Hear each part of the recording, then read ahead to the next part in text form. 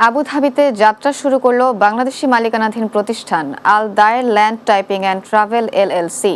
Abu Dhabi প্রতিনিধি আব্দুল মান্নান জানান, দেশটির গ্রিন সিটি আল আইনের মোগাফা রোডের ৯ নং সেক্টরে যাত্রা শুরু করে প্রতিষ্ঠানটির উদ্বোধন করেন স্বত্বাধিকারী মোহাম্মদ রাসেল ও পারভেজ ইকবাল।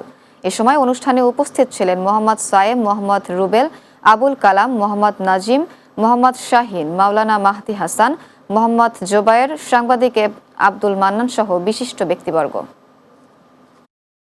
আমাদের এখানে যত রকমের বাংলাদেশিদের পাসপোর্ট, ভিসা, আকামা যত রকমের সমস্যা হবে ইনশাআল্লাহ সবকিছু এখানে লিখিতভাবে এখানে সমাধান করা হবে। এখানে টাইপিং এর কাজ, ট্রাভেলের কাজ, সমস্ত কিছু এখানে আমরা স্বল্প মূল্যে আমরা কাস্টমারকে সার্ভিস দেওয়ার ট্রাই করব। টাইপিং জাতীয় যত সার্ভিস আছে, ইমিগ্রেশন সার্ভিস, লেবার সার্ভিস এবং তদবির সার্ভিস এবং ভিসা জাতীয় যত সার্ভিস আছে, কোম্পানি ভিসা থেকে শুরু করে ফ্যামিলি ভিসা এবং আরবি ঘরের জাতীয় যত ভিসা এবং ইন্স্যুরেন্স জাতীয় যত সেবা, এগুলো আমাদের এখান থেকে আল দায়ের ল্যান্ড এবং টাইপিং থেকে সর্বোচ্চ সহযোগিতা ইনশাআল্লাহ করা হবে।